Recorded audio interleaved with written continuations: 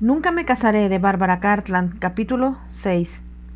Por un segundo el vicario miró fijamente al duque como si pensara que no podría haber oído bien. Luego dijo con voz temblorosa: ¿Dijo usted 200 libras, señor? 200, repitió el duque. Y si tú tienes prisa, yo también. Pensó que el párroco estaba dudando y sacó de su bolsillo un pedazo de papel que Valora, que estaba de pie a su lado, demasiado aturdida para hablar, se dio cuenta de que era algo que ya había visto antes. Casi como si el párroco hubiera hecho la pregunta, el duque dijo: «Tengo aquí una licencia especial, y déjeme darle las 200 libras de inmediato». Metió las manos en el bolsillo de su pantalón, que era donde había colocado algunos de los billetes de alta denominación que el señor Dunham le había dado. Había esperado que si un bandolero le hacía sacar los soberanos, los billetes debajo de ellos pasarían desapercibidos. Mientras el viejo párroco todavía lo miraba como hipnotizado, el duque colocó los papeles encima de la licencia especial. Luego, con una sonrisa, se inclinó sobre los rieles del altar para ponerla sobre una mesa que generalmente se usaba para el plato de la comunión. Como lo hizo tan rápidamente, para que ni el párroco ni Valora se dieran cuenta, transfirió con su mano derecha su pistola del bolsillo de su abrigo de montar a la cintura de su pantalón. Un libro de oraciones estaba sobre la mesa y el duque, habiendo puesto el dinero y la licencia, lo recogió y se lo entregó al vicario. Como si estuviera demasiado sorprendido para protestar, o podría haber sido la manera autoritaria del duque lo que barrió cualquier pregunta que pudiera haber hecho, el vicario abrió el libro de oraciones. Cuando comenzó la primera oración, el duque escuchó pasos silenciosos que entraban por la puerta de la iglesia y se movían por un pasillo lateral.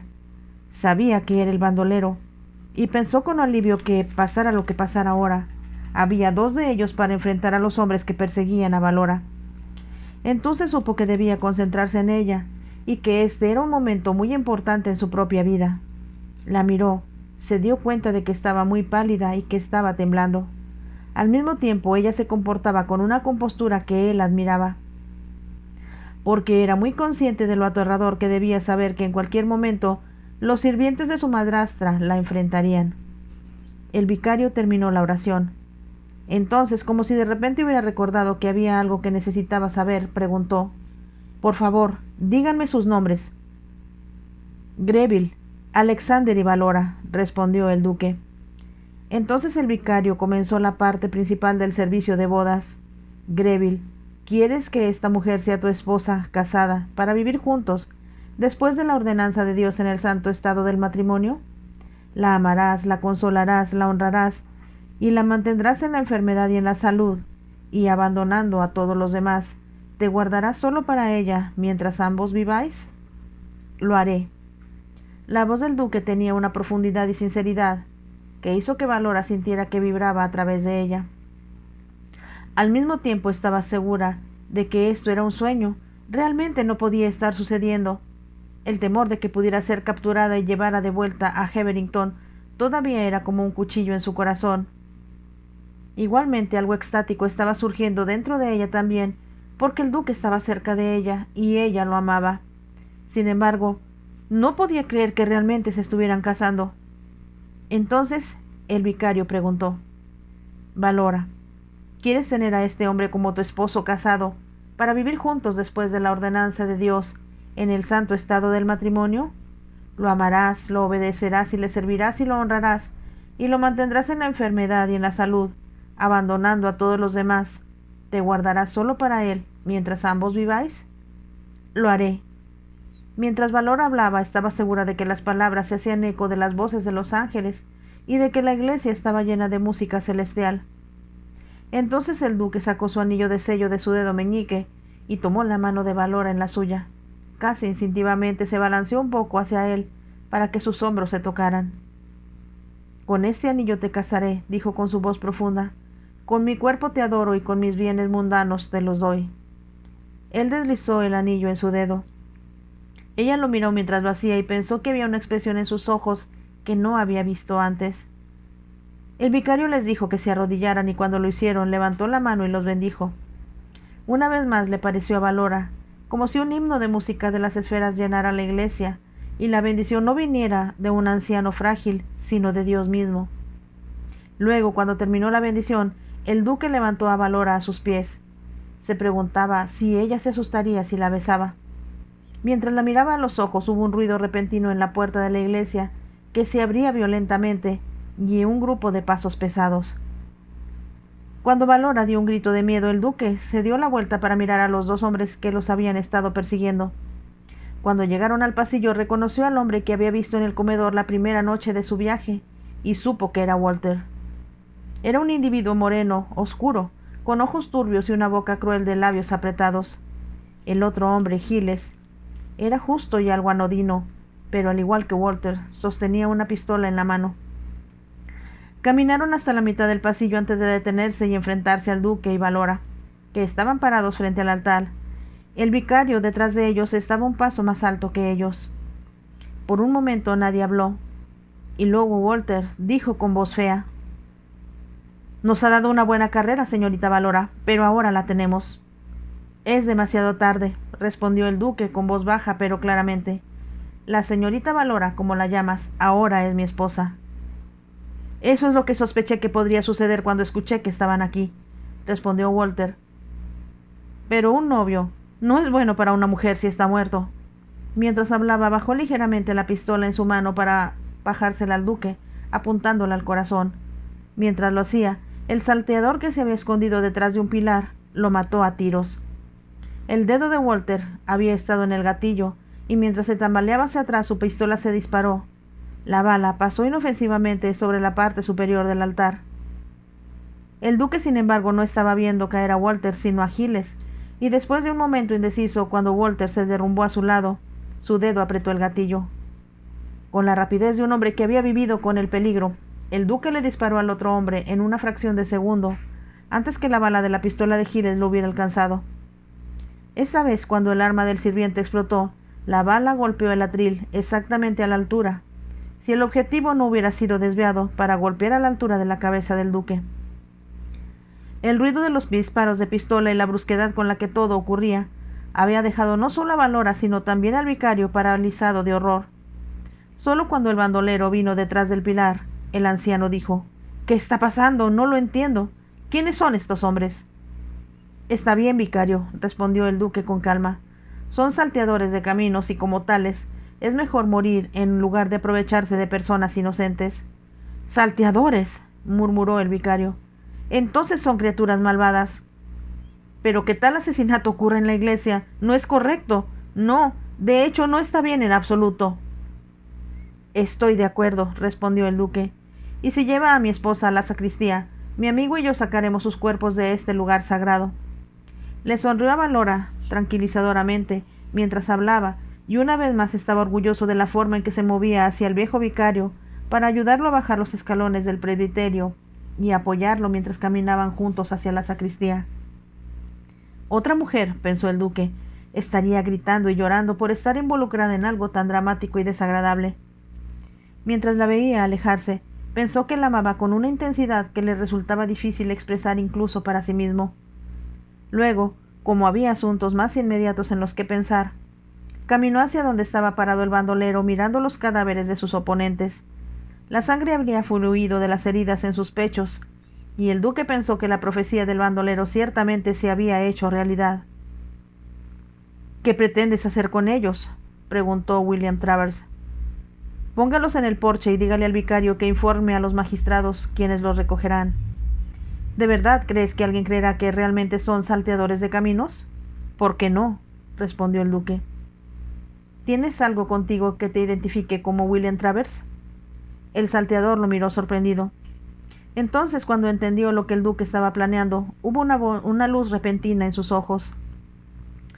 «Tengo un libro que siempre llevo conmigo», respondió. «Las enseñanzas de San Agustín». «¿Tu nombre está inscrito en él?» «Sí, de hecho, me lo dio mi padrino cuando fui confirmado». Mientras hablaba, sacó un pequeño libro encuadernado en cuero de bolsillo de su abrigo, y el duque vio escritas en la cubierta interior con mano firme las palabras: «A William Travers en el día de su confirmación en la abadía de San Albans, el 23 de abril de 1804». El duque asintió. Luego miró primero al señor Travers y luego a Giles. Los dos no eran diferentes, ambos eran justos, delgados y bien afeitados. Vacíe sus bolsillos de todo excepto del dinero, ordenó el duque. El salteador obedeció. Luego metió en el bolsillo del muerto el libro que contenía su nombre. Cuando se puso de pie y enderezó la espalda, había una luz en sus ojos que no había estado allí antes.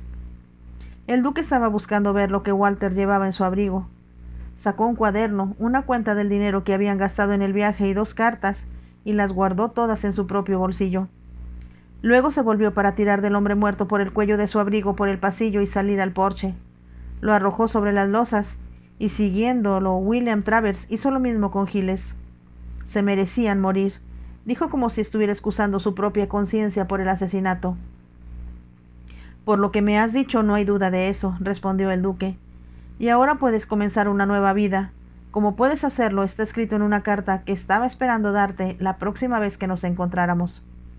Sacó mientras hablaba una nota del interior de su abrigo y se la entregó al salteador, quien la miró con una expresión inquisitiva en su rostro. El duque entendió lo que estaba pensando sin necesidad de ponerlo en palabras. Si te imaginas que es dinero, dijo, estás equivocado. Debido a que eso era exactamente lo que había esperado, William Travers levantó los ojos. Se refiere a su futuro, dijo el duque, y una sugerencia de empleo que creo que sería de considerable interés para usted. William Travers respiró hondo. Solo hay una condición adjunta, continuó el duque. Debes prometer no abrirlo hasta que creas que has llegado a York. Antes de que pudiera responder, el duque agregó. ¿Cuánto tiempo podría ser? No tengo idea exactamente de dónde estoy. Ahora estás un poco al norte de Doncaster, respondió William Travers, y puedes llegar a York en 3 horas si montas duro. El duque sonrió. Entonces, eso es lo que haremos. Así que dentro de 3 horas, no, mejor que sean 4 por seguridad, puedes abrir esa carta. Estaré muy decepcionado si no estás satisfecho con lo que lees. Me estás haciendo sentir una curiosidad insoportable, dijo William Travers en voz baja, pero tengo la sensación de que querré agradecerte desde el fondo de mi corazón. Podrás hacer eso en el futuro si aceptas lo que sugiero, respondió el duque, pero por favor, observa la condición que he hecho. Te darás cuenta de su importancia cuando te diga que es una apuesta que depende de ello. Habló con una nota burlona en su voz y William Travers se echó a reír. Después de todo lo que hemos pasado juntos, dijo, puedo apreciar la importancia que realmente radica en el hecho de que es muy diferente de la muerte y la condenación. Eso describe los acontecimientos de los últimos minutos de manera muy elocuente, respondió el duque. Pero te das cuenta de que es de vital importancia que a partir de este momento William Travers, el bandolero con un precio en su cabeza, sea un hombre muerto. Habló seriamente y echó una breve mirada a Giles acostado a sus pies. Solo puedo decir gracias, dijo William Travers con una voz que vibraba con sinceridad. No preví lo que realmente sucedió, continuó el duque, pero era consciente de que sería una tragedia y un terrible desperdicio de sus habilidades que continuara siendo perseguido por los militares e incapaz de trabajar mientras hubiera un precio en su cabeza. William Travers lo miró emocionado, mientras el duque continuaba. Por lo tanto, me tomé la libertad de cambiarle el nombre, y como siempre pienso que es prudente mantenerse lo más cerca posible de la verdad, lo he llamado William Thornton. Siempre he entendido que es un privilegio de un padrino nombrar al niño, respondió su compañero con un toque de risa en su voz. Me alegro de que lo apruebes, dijo el duque, y ahora, a partir de este momento, debes olvidar todo, menos tu nueva identidad. Extendió su mano mientras hablaba. Aunque no olvidaré, Thornton, que me salvaste la vida. Los dos hombres se dieron la mano, y el nuevo William Thornton respondió, siempre recordaré que me has dado una vida nueva. Espero que lo disfrutes, dijo el duque, y ahora mi esposa y yo debemos estar en camino. Regresó a la iglesia y entró en la sacristía, donde encontró a Valor esperando en una silla junto al vicario. Ella levantó la vista cuando el duque entró por la puerta, y él vio por la luz en sus ojos lo contenta que estaba de verlo. Debemos irnos, dijo en voz baja, pero primero quiero agradecer al vicario por casarnos, y que me disculpe, pedirle disculpas por mantenerlo tanto tiempo alejado de la fiesta nupcial. Está más bien molesto por lo que ha ocurrido, le dijo Valora en voz baja. Por supuesto que sí, respondió el duque, pero creo, señor, que se ha comportado con un coraje y una dignidad que es el embellecimiento del cargo que ostenta. El mismo anciano se sonrojó ante los elogios del duque y se puso de pie. Estoy seguro de que tiene razón, señor, dijo, al pensar que el mundo es un lugar mejor sin esos salteadores de caminos. Al mismo tiempo, no deberían haber entrado en la santidad de mi iglesia portando armas de fuego. Es algo que nunca volverán a hacer, respondió el duque a la ligera. Ahora, si nos disculpa, mi esposa y yo tenemos que llegar a York antes de que sea demasiado tarde. Entonces deben irse de inmediato, respondió el vicario al instante. Es un largo camino, pero espero que tengan buenos caballos para llevarlos allí. De hecho, respondió el duque, pero puedo sugerir que salgamos por una puerta diferente y que encuentre a alguien más tarde para recoger lo que está bloqueando la entrada de su iglesia. El vicario entendió y tendió la mano a Valora. Adiós, hijos míos, dijo. Permítanme desearles a ustedes, dos jóvenes, toda la felicidad y una larga vida juntos. Siento, aunque lo que ha sucedido en su boda puede haberlo estropeado para usted, que Dios les ha dado su bendición. Estoy seguro de que sí, respondió Valora en voz baja, y gracias de nuevo por su amabilidad. Ella hizo una reverencia y el vicario estrechó la mano del duque. Cuídala, instó.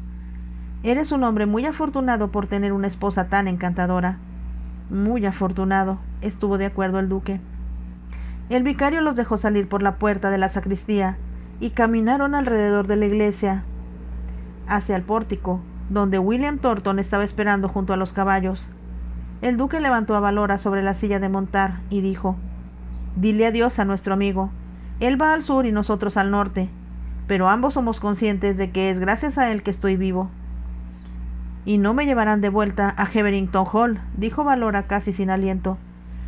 Se inclinó hacia William Thornton con la mano extendida. «Gracias, gracias», suspiró. «Si no hubieras podido advertirnos, podrían habernos tomado desprevenidos».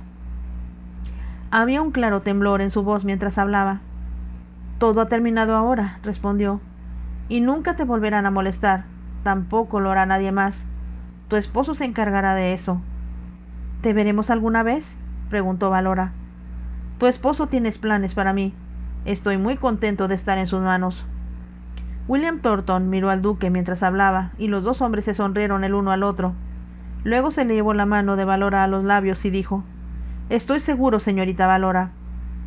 Es difícil pensar en usted como cualquier otra cosa, que estará muy feliz». El duque comenzó a alejarse en Sansón. «Eso espero», susurró Valora. Ella quería preguntarle cómo podía mantenerse en contacto, pero pensó que era una pregunta estúpida. ¿Cómo podría un saltador de caminos tener una dirección? Entonces se dio cuenta de que no tenía idea de cuál sería su propia dirección. Como si el hechizo que la envolvía desde que había entrado en la iglesia se hubiera levantado repentinamente, Valora se dio cuenta vívidamente de que estaba casada. Ella tenía un marido y no sabía nada de él. Su corazón cantaba porque estaba libre del miedo que había estado con ella día y noche, desde que su madrastra le había dicho que se iba a casar con Sir Mortimer. Era un miedo que había eclipsado sus pensamientos y sentimientos desde el momento en que se despertó hasta el momento en que se fue a dormir. Incluso en sus sueños él había estado persiguiéndola, y ella había sabido instintivamente que él era todo lo que era cruel y malvado, y que solo un milagro podría salvarla de convertirse en su esposa. El milagro había ocurrido en la forma de un hombre que había estado ocupando el dormitorio de al lado, y cuando Walter, que ella sentía que era un instrumento del diablo, estaba a solo 10 minutos detrás de ellos, este extraño la había salvado de nuevo. La salvó para siempre. Ahora estaba libre, libre de su madrastra y Sir Mortimer. Ya no tenían jurisdicción sobre ella, pero ella estaba casada. Las palabras casi parecían estar escritas en fuego, mientras cabalgaba detrás del duque, tratando de recoger sus pensamientos, tratando de creer que lo que había sucedido tan rápida e inesperadamente había tenido lugar, y que se había convertido en la esposa de un hombre que ni siquiera le había propuesto matrimonio. Mientras Mercurio se acercaba a Sansón, Valora miró al duque desde debajo de sus pestañas y pensó que vio una sonrisa de satisfacción en su rostro. Se volvió para mirarla, y ella pensó también que había un destello de triunfo en sus ojos.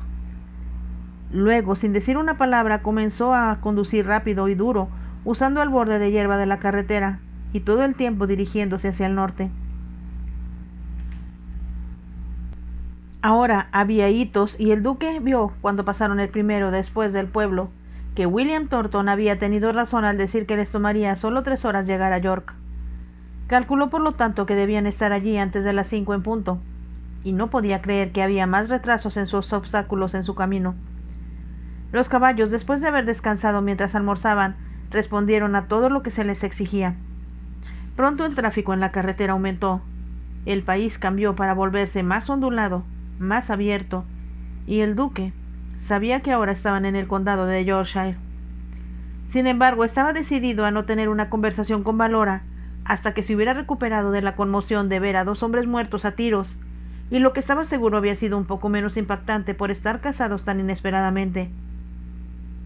Al mismo tiempo sabía, con un sentimiento de felicidad que nunca antes había conocido, que ella era suya, y que por mucho tiempo que tomara, eventualmente la persuadiría de que lo amara como él la amaba. Sin parecer que lo hacía, él la miraba mientras cabalgaba a su lado, admirando la elegante manera en que se sentaba en su caballo y la delicadeza de sus rasgos bajo su sombrero de montar cubierto con gasa. Ella es tan sensible y vulnerable, pensó, que debo ser muy amable con ella hasta que se acostumbre a mí. Igualmente porque sabía que incluso pensar en Valora hacía que su sangre se acelerara. Sería difícil para él no hacerle el amor y besarla. Sintió que le dolían los labios al pensar, y supo que cada momento que estaban juntos la amaba más. Ella es todo lo que podría desear como esposa, se dijo a sí mismo. Una vez más elogió la dignidad y la compostura que había demostrado en circunstancias que habrían enviado a la mayoría de las mujeres a gritar histéricas. Era casi inconcebible que todo hubiera jugado tan afortunadamente en sus manos. Si Walter y Giles los hubieran rastreado hasta una de las posadas donde se habían alojado, la historia podría haber sido muy diferente. Pero el duque pensó que Dios había estado de su lado, y que el bien indudablemente había triunfado sobre el mal. Esa no era la forma en que lo habría pensado en el pasado, y se dijo a sí mismo que la pureza de Valora ya estaba cambiando su perspectiva y su enfoque en los problemas, ya fueran grandes o pequeños. Supongo que Freddy dirá que he encontrado mi alma, pensó para sí mismo con una sonrisa. Pero no fue una burla, ya que sabía que no solo había encontrado su alma, sino también a Valora. Llegaron a las afueras de York a los 10 minutos de las 5, y cuando el primer edificio de la ciudad apareció a la vista, el duque pudo ver la alta torre de York Minster recortada contra el cielo. Era consciente de que había ganado su apuesta, y que ahora tenía que decirle a Valora quién era en realidad. Se preguntó qué sentiría ella al enterarse de que no era el simple Standon, sino un duque.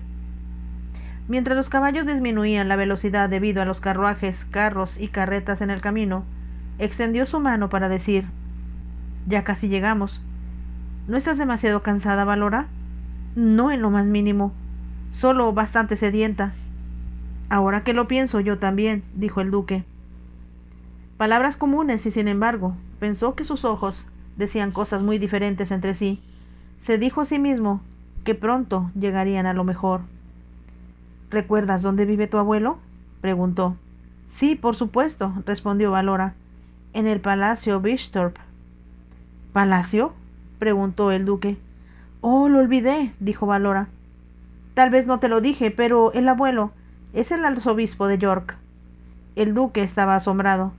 Había esperado que el abuelo de Valora fuera solo un caballero de campo. Ahora se le ocurrió que nada sería más afortunado que ser el arzobispo de York. Él ya había estado pensando mientras cabalgaban cuál sería la reacción de su familia a su matrimonio. Aunque sabía que con el tiempo llegarían a amar a Valora por sí misma, era consciente de que la más estrecha de sus parientes femeninas deploraría que ella fuera la hija de un hombre que había causado tal escándalo al huir con la esposa de un actor. El duque estaba preparado para defender a Valora y evitar, si era humanamente posible, que alguien la molestara. Pero él era consciente de que ella ya era sensible a tales cosas debido a la forma en que había sido tratada, y en Londres después de la muerte de su padre. Ahora que podía poner énfasis en su relación con un arzobispo, pensó, allanaría el camino con aquellas de sus tíos y tías y abuelas que estarían listos para condenarla, aunque injustamente, por las fechorías de su padre. Ciertamente estoy deseando conocer a tu abuelo, dijo en voz alta. Espero que me reconozca, respondió Valora. No lo he visto desde que tenía 12 años, y mamá me llevó a conocerlo en Londres cuando vino al sur para una ceremonia especial. Espero que te veas mucho como ahora, respondió el duque a la ligera. Giró la cabeza para mirar a Valora, y luego se dio cuenta de que alguien lo saludaba frenéticamente desde el pavimento. Mientras manejaba su caballo con asombro, Jenkins corrió a su lado. Sabía que su gracia lo haría, gritó emocionado. El mayor Stanley me dijo que era un tonto al venir a esperarlo, y que volvería a Londres mientras yo esperaba aquí. Como ves, el mayor Stanley estaba equivocado, respondió el duque. Me alegro de verte, Jenkins. Se dio cuenta de que su ayuda de cámara estaba mirando con horror sus botas y el polvo y las manchas en sus pantalones blancos de piel de cerval.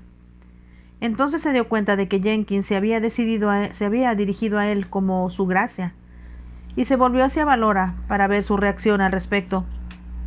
Pero vio que ella no había escuchado porque estaba preocupada por controlar a Mercurio de rehuir a un vendedor ambulante que tenía decenas de molinos de viento de colores brillantes en un carro de mano y llevaba varios globos que se movían con el viento. El duque se inclinó de la silla de montar para decirle a Jenkins: «Todavía estoy de incógnito y deberás dirigirte a mí como señor». «Muy bien, señor». «Vamos al palacio Bishopthorpe», dijo el duque. «Síguenos allí.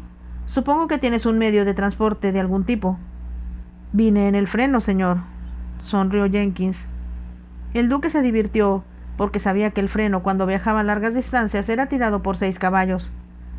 Ahora podía entender cómo Jenkins había logrado adelantarse a ellos, especialmente porque sin duda había viajado directamente por la carretera principal y pasaba solo unas pocas horas por noche durmiendo. Habiendo preguntado el camino y enterándose de que el palacio de Bishopthorpe estaba al suroeste de la ciudad, cabalgaron sobre tierra abierta hasta que vieron las largas paredes laterales de la casa. El palacio, construido a orillas del río Ouse en el siglo XV, había sido reconstruido después de la restauración. Mientras se dirigían a la puerta principal, el duque se sintió aliviado al pensar que Jenkins no se había quedado atrás y que no solo podría cambiarse de ropa, sino también disfrutar de un baño. Entonces se dio cuenta, cuando los mozos parecían tomar sus caballos, que Valora parecía aprensiva. Mientras la levantaba de su silla de montar, dijo: «No te preocupes. Si tu abuelo no está contento de vernos, hay muchos otros lugares a los que podemos ir». «Los hoteles en York podrían ser caros», advirtió. «Eso no tendrá consecuencias», respondió el duque, y pensó que ella lo miraba con curiosidad. El mayordomo que abrió la puerta era un anciano que parecía listo para decir que el arzobispo no estaba recibiendo invitados. «Le dirá a su gracia», dijo Valora un poco nerviosa, «que su nieta es quien lo está buscando». El mayordomo la miró fijamente. «¿Su nieta?», repitió. «Mi madre era la hija de su gracia». «Dios bendiga mi alma», declaró el mayordomo. «Su gracia estará encantada, realmente encantada, señorita.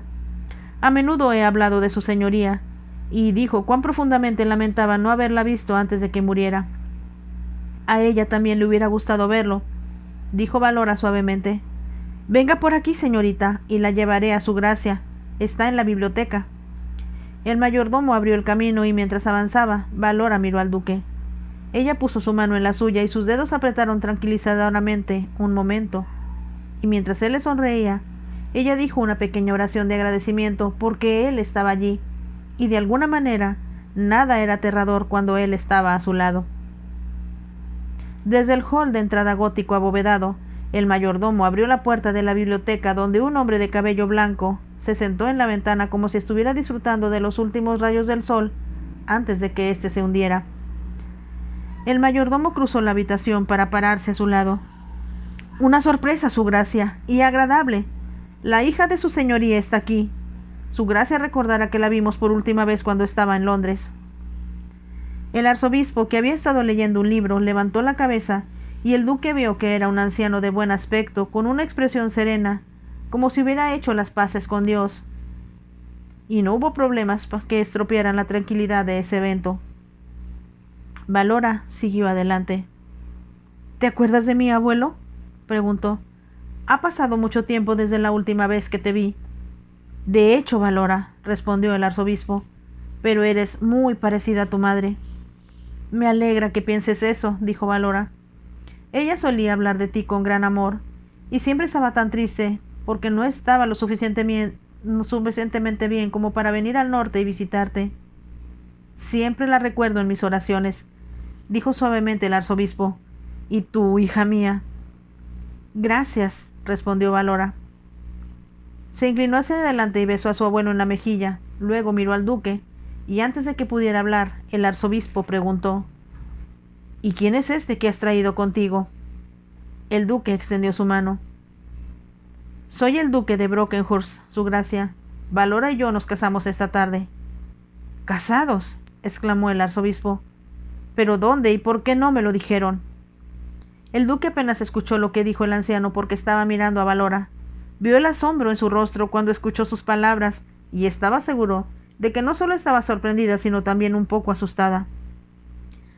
Han sucedido tantas cosas, su gracia, que nos gustaría relatarlas en detalle, dijo el duque al arzobispo. Pero, ¿puedo sugerir algo primero? Sí, por supuesto. Si es posible, nos gustaría quedarnos aquí esta noche. Pero naturalmente deben quedarse, respondió el arzobispo. Miró hacia donde el mayordomo todavía estaba flotando junto a la puerta. Bates, prepara habitaciones para mi nieta y su esposo, y dile al cocinero que estarán aquí para cenar. Haré eso, su gracia, dijo Bates con satisfacción, y todos en la casa estarán encantados. Mi valet está justo detrás de nosotros con mi equipaje, comentó el duque mientras el mayordomo salía de la habitación. Luego se volvió hacia el arzobispo. Hay algo más que me gustaría pedirle, su gracia. ¿Y qué es eso? Su nieta y yo tuvimos un tipo de matrimonio muy extraño esta tarde. Era algo conveniente en ese momento, pero no era el tipo de boda que queremos recordar en los próximos años. Valora tampoco tenía el permiso de su guardián. ¿Sería posible que su gracia nos casara de nuevo? Cuando el duque terminó de hablar, escuchó a Valora dar un pequeño jadeo. Luego, antes de que su abuelo pudiera responder, ella gritó: «Oh, por favor, abuelo, sería muy, muy maravilloso si pudieras casarnos correctamente». El arzobispo sonrió. «Pero por supuesto, hijos míos, nada me daría mayor placer». Mientras el arzobispo hablaba, Valora sintió que su emoción debía ser compartida y extendió su mano hacia el duque. La tomó en las suyas y, debido a que sintió la felicidad detrás de un gesto tan impulsivo, casi le exprimió la sangre de sus dedos. «Ahora estoy seguro de que les gustaría ir a sus habitaciones», dijo el arzobispo. «Pero para cuando hayan desempacado y se hayan cambiado, mi capellán habrá arreglado que la ceremonia tenga lugar aquí en mi capilla privada». Hizo una pausa antes de continuar. «Comprenderán que a mi edad me acuesto muy temprano, casi antes de la cena, así que si pudieran estar listos en quizá 1 hora y media, eso sería lo más fácil desde mi punto de vista». «Por supuesto, estaremos listos, abuelo», dijo Valora, «y gracias por aceptar casarnos. Sé lo feliz que esto haría a mamá». El arzobispo le tocó cariñosamente el hombro y con la otra mano tocó la pequeña campana que estaba a su lado. La puerta se abrió de inmediato y Bates dijo en un tono de satisfacción: «Todo está arreglado, su gracia. El equipaje ya está siendo llevado arriba». Valora no entendió, pero solo cuando siguieron al mayordomo escaleras arriba y vieron delante de ellos a 2 lacayos que llevaban un gran baúl, miró al duque inquisitivamente. «Mi ayuda de cámara vino desde Londres para verme», explicó. «Me habló mientras estabas teniendo un poco de problemas con Mercurio y algunos globos extremadamente flotantes». Valora se echó a reír. «Mercurio odia las cosas que flotan en el aire. Si no hubiera estado tan cansado, habría protestado más violentamente de la forma en que lo hizo. Estoy seguro de que disfrutará de estar en un establo realmente cómodo por primera vez en varias noches».